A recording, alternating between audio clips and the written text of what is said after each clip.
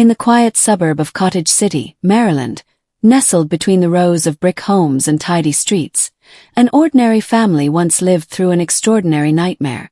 The year was 1949, and the American public had no idea that one of the most terrifying horror stories of the 20th century would be born from a deeply personal and haunting series of events surrounding a 13-year-old boy named Robbie Manning. For decades, his identity was protected. He was the boy who inspired the 1973 film The Exorcist, though few knew the real details. The events that shook his family and baffled medical professionals and priests alike were kept in the shadows, until now. Robbie was an only child, soft-spoken and intelligent, a quiet boy who enjoyed spending time with his aunt, Harriet. She was a spiritualist of sorts, not exactly religious in the traditional sense but fascinated by the supernatural. Harriet had a peculiar interest in Ouija boards and would often invite Robbie to join her in her explorations. Robbie was skeptical at first, laughing at the moving planchette. But as the weeks went by, he grew more interested, intrigued by how the board seemed to spell out words on its own. His parents, Richard and Mary Manning, didn't think much of it. Harriet was eccentric but harmless. That changed shortly after Harriet passed away unexpectedly due to a stroke in early January. Robbie was devastated. They had been close. After her funeral, strange things began happening around the house. It started with scratching sounds inside the walls, faint at first, then louder. At night, the wooden floors creaked as if someone were pacing back and forth, even when no one was there. Robbie's room, once a safe haven, became a source of terror. His bed would tremble without cause, and objects on his dresser would slide off and crash to the floor. His parents assumed he was going through grief, perhaps acting out. But when they witnessed his blankets being yanked off him while he slept and saw chairs dragging themselves across the room, doubt turned into fear. Mary Manning was the first to suggest a medical explanation. Robbie was taken to a series of doctors and psychiatrists, but none could explain his violent outbursts or the unexplained phenomena. He would speak in deep, guttural voices far beyond his years. Sometimes, he'd yell obscenities in languages he had never learned.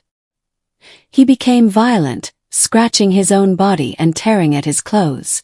One evening, his mother noticed something carved into his skin, the word "help" etched as if by invisible claws across his stomach. The wounds bled but healed without scarring.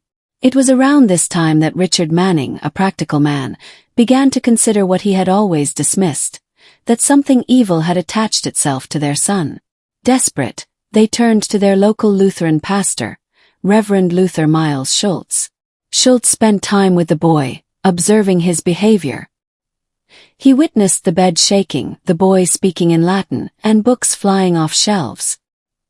He documented everything in detail and eventually recommended the family contact the Catholic Church. It was, in his words, beyond anything he could handle. The Mannings were introduced to Father William Bowdern, a Jesuit priest known for his calm demeanor and quiet strength. He brought along a younger assistant, Father Walter Halloran. After an initial evaluation, they were granted permission by the Archbishop to begin an exorcism. The ritual was to be conducted in secret, far from the eyes of the public. Robbie was moved to the Election Brothers Hospital in St. Louis, Missouri, where the priests could work uninterrupted. What followed were some of the most chilling events ever recorded in the history of American exorcisms. Each night, the priests would recite the ancient Roman rite of exorcism, and each night Robbie would respond with an intensity that defied logic. He would scream and thrash violently, requiring multiple people to restrain him. Words like evil and hell appeared on his skin in fresh scratches. He spat at the priests, swore at them in voices that were not his own, and screamed out names of demons. The room would grow ice-cold without explanation. A crucifix on the wall allegedly flew across the room during one session, narrowly missing Father Halloran. For weeks, the ritual continued. Robbie alternated between moments of calm lucidity and violent outbursts. He would sometimes cry, begging the priests to stop, saying he didn't want to hurt anyone. At one point, Witnesses claimed his bed levitated off the floor. Nurses and staff refused to enter his room, and some left the hospital altogether. Despite the danger, Father Bowdern refused to quit. He fasted for days at a time and prayed constantly. He believed Robbie's soul was at stake. One night, after nearly a month of torment, a breakthrough came. During a particularly violent session, Robbie sat up in bed and screamed, "Satan! I am Saint Michael. I command you to leave this boy now." The room fell silent. Robbie's body went limp, and he slumped back onto the bed, unconscious.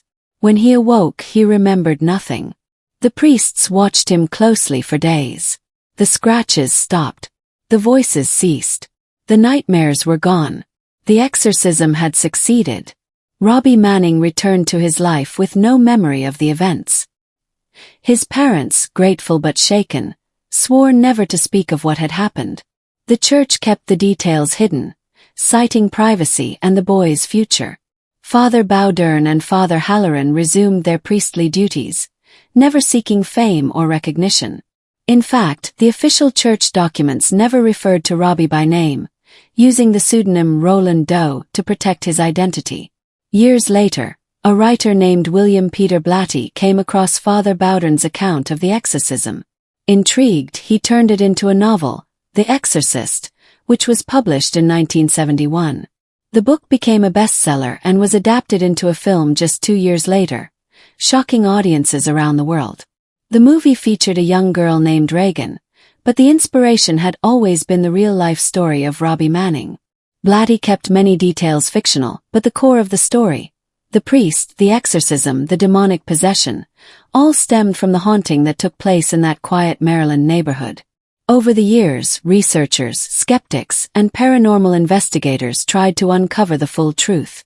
Some claimed it was all psychological, a case of extreme mental illness misinterpreted as possession. Others believed it to be one of the most genuine demonic possessions in recorded history. Father Halloran, before his death in 2005, maintained that he never saw Robbie speak in tongues or levitate, but he did believe something evil was at work. Father Bowdern, who passed away decades earlier, never spoke publicly about the exorcism.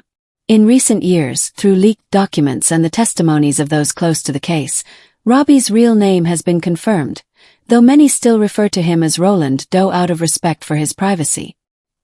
He reportedly went on to live a normal life, married with children, working in the Washington, D.C. area. He never spoke publicly about the events, and his family remained protective of his legacy. Those who knew him described him as kind, quiet, and hard-working, no sign of the darkness that once nearly consumed him. What makes Robbie's story so chilling isn't just the supernatural claims, but the sheer number of people, doctors, priests, nurses, family members, who witnessed the unexplainable. It wasn't a single event but a series of occurrences that lasted for months and spanned multiple cities. The psychological and spiritual weight of what happened to Robbie left a mark not only on his family, but on American culture itself. The legacy of The Exorcist continues to haunt and inspire, but behind the Hollywood effects and chilling dialogue is a very real story of a boy, a family, and a faith tested beyond imagination. Whether you believe in demons or not, the events surrounding Robbie Manning remain one of the most compelling and terrifying exorcism cases in modern history. Even now, in the halls of the old hospital where the final rites took place, now long closed, visitors claim to feel cold drafts and hear whispers in the dark. Locals say the room Robbie once occupied was sealed off permanently. No one wants to open that door again. And perhaps for good reason. Some stories are best left untouched. Some spirits undisturbed. But the boy behind The Exorcist was real. And his nightmare was not fiction. It was a haunting reminder that sometimes the darkest demons are not just in the movies. They are among us, hidden in plain sight, waiting to be believed.